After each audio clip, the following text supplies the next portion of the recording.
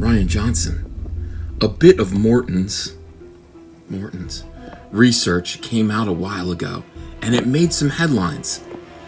Here's his full paper. Looking forward to reading it. But what the top line describes is consistent with my experience online. Here's my paper, final draft on politicization of Star Wars fandom and hashtag The Last Jedi, accepted for pub in first Monday. It shows 50% of criticism directed at Rian Johnson was political trolling. Some of it likely from the Russians. Also shows haters are a small minority. Woo! Russian trolls. Hello,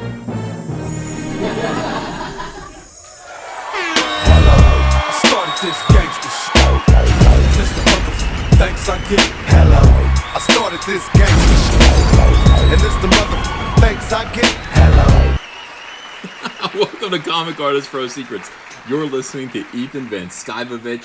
My CIA decrypted codename is the Frog King. I am the illustrator of Jordan B. Peterson's 12 Rules for Life, and I am the creator of Cyberfrog Blood Honey, and a great big Star Wars fan and professional Russian troll. This is the best day of my life. Is it? Well, I mean, there's the birth of my child. There was me getting married to my beautiful wife, Andrea. But this is pretty good. I do like the idea of Rian Johnson finally understanding why people didn't like his movie, The Last Jedi. Why? Why did people hate his terrible movie, The Last Jedi? It didn't make sense to him before.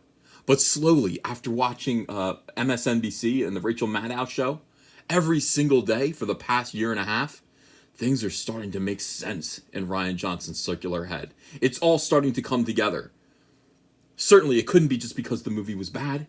It couldn't just be because he disgraced Luke Skywalker. You know, did that whole thing where Luke Skywalker grabbed his lightsaber out of the hands of the obnoxious, precocious Rey, looked at it for a minute, and then flipped it over his shoulder, walked away from it in disgrace and resignation, went down a little hill, stuck some kind of, what was that? Some kind of syringe in the nipple? Dear God, I hope it was the nipple of that sea monster. Because those nipples were located in the groinular, in the crotchular region. I really hope that those were boobies. He took out some kind of bluish white liquid, and he drank it and it dribbled all over his face. And then he just started kind of complaining about how the Jedi were dead, and he's blah, blah, blah, leave me alone. I'm on this island. I've sunk my X-Wing in the swamp, and I'm never going to be Luke Skywalker ever again. Well, that could be the reason. It could be Rose Tico. Some people weren't fond of Rose Tico. I find that hard to believe. All of these things, I don't know, the gravity in space with the dropping of the bombs. There's so many weird. We've gone over this a million times. I've watched the Last Jedi 3 times. Once recently with the High Council. It made my head pound. I feel like I have finally put it behind me. I wish Rian Johnson would put it behind him, but he can't because it's all part of a Russian scheme. Star Wars The Last Jedi negative buzz amplified by Russian trolls. Of course, that is the key to taking down the United States of America, is to get people to troll Rian Johnson about his movie The Last Jedi, Star Wars The Last Jedi.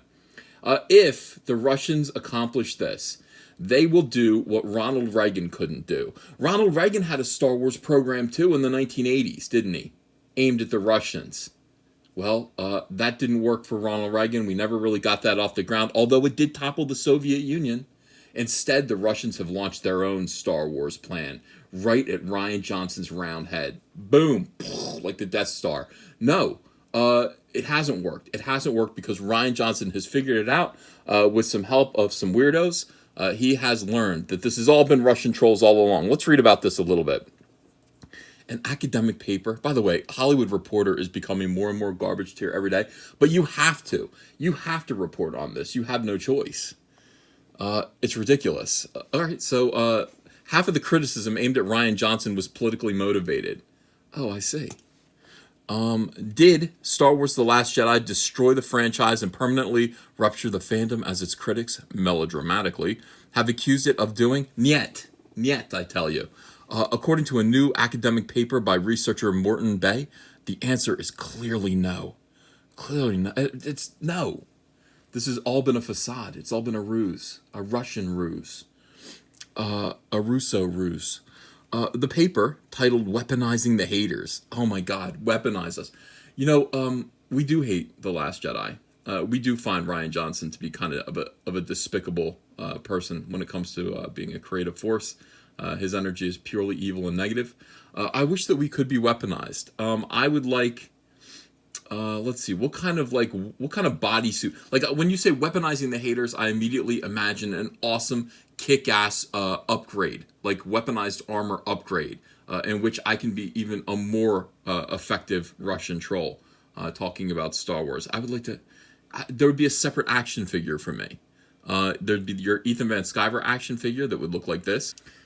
Well, it was a Russo ruse. The paper, titled "Weaponizing the Haters, The Last Jedi, and the Strategic Politicization of Pop Culture Through Social Media Manipulation," examines the online response to 2017's The Last Jedi, a movie that has come to be considered controversial among the larger fan base of the franchise. It has. That's us. We're the larger fan base of the franchise that's been disenfranchised by the weirdo, smaller, quote-unquote, fan base of the franchise that wants to insist that The Last Jedi was a good movie instead of a piece of garbage. They worked hand in hand with the media and with other various shills to convince us that we are, I guess now, is this the answer? That we are supposed to be manipulated by Russian trolls? That's why we didn't like The Last Jedi? Is that it? Maybe, maybe not. Let's read further. Base suggests that reputation may not be earned, and instead finds evidence of deliberate, organized political influence measures disguised as fan arguments. Where is that evidence? Show me that evidence right now. I want to see it. As he writes in the paper's abstract, he continues, "The likely objective of these measures is increasing media coverage of the fandom conflict, thereby adding to and further propagating a narrative of widespread discord and dysfunction in American society." Interesting. Oh, I see. So basically what you're saying is that we come out and we complain about this terrible movie, and then the media, the garbage tier media, like The Hollywood Reporter, like the Mary Sue, like Polygon, like Collider, those people pick up the story and run with the narrative of toxic fandom. Where did the narrative of toxic fandom come from? Turns out, according to these people, it came from Russia. And I agree. I want to know who it was. What was the Twitter user who came out with that original report about Kelly Marie Tran having abandoned her Instagram account because of social media attacks and harassment? There was no proof of this provided anywhere, and yet every single bit of the media, of the Star Wars garbage tier media, ran with that narrative. Without comment, without quote, without approaching poor Miss Tran to ask her what her reasons were. Why? Why is she unreachable? That was very, very strange. Was that the Russians? Sure, why not? Whatever. This is a weird world that these people live in of Russian manipulation. I'm willing to go along with it. Yeah, it sounds like you guys are being manipulated by the Russians. I agree. Here's what you say, though. Persuading voters. Who's voting? Who's voting on this? Of this narrative remains a strategic goal for the U.S. alt-right movement. Richard Spencer's doing this. I see. I didn't know Richard Spencer likes Star Wars. I'm going to have to figure that out. As well as the Russian Federation. The alt-right and the Russians working together. Very, very strange. I would like to travel back to 1952. And I'd like to talk to those people and say, oh my God, HUAC, House of Un-American Activities Committee. I'm from the year 2018. You guys are not going to believe this. In the future, these Democrats have gone super far left, and they are now accusing the far right, what would probably be the John Birch Society today, of being in bed with the Russians. And they'd be like, what? They don't like the Russians now? No, they hate the Russians now. They think the Russians are infiltrating American culture, and they're blaming it on the right wing. I swear to God, Joe McCarthy would take a flying leap right out of his office window. Nobody would believe this. This is absolutely incredible. But whatever. I mean, I feel like these people have gone nuts. The paper analyzes in depth the negative online reaction, which is split into three different camps: those with political agenda, trolls, and what Bay calls real fantagonists. That would be me. I'd be a real fantagonist. We are the fandom menace. which he defines as genuine Star Wars fans disappointed in the movie. His findings are fascinating.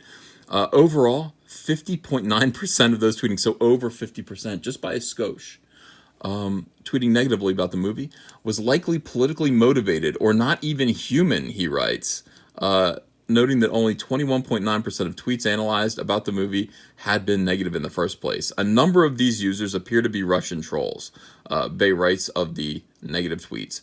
Moreover, he suggests complaints about Lucasfilm's reported politicization of the franchise by many of the disaffected fans says more about the fans than it does about Disney or Lucasfilm's treatment of it. Oh, I see. Since the political and ethical positions presented in the new films are consistent with the older films, it is more likely that the polarization of the Trump era has politicized the fans. Bay argues. The divisive political discourse of the study period and the months leading up to it has primed these fans with a particular type of political messaging in it that is in direct conflict with the values presented in The Last Jedi. In response to a tweet announcing the release of this paper, Last Jedi director Rian Johnson shared the tweet, adding, "Looking forward to reading it, but what the top line describes is consistent with my experience online." Oh, well, that's good. Ryan, you were right all along. You were right all along. Most people absolutely loved The Last Jedi. It wasn't a depressing experience. And in fact, what happened? If this is the case, what happened to the other 1 billion and 100 million? What's the difference? What is the spread between the box office takes of The Last Jedi and The Force Awakens? What happened to that money? Did the Russians take that too?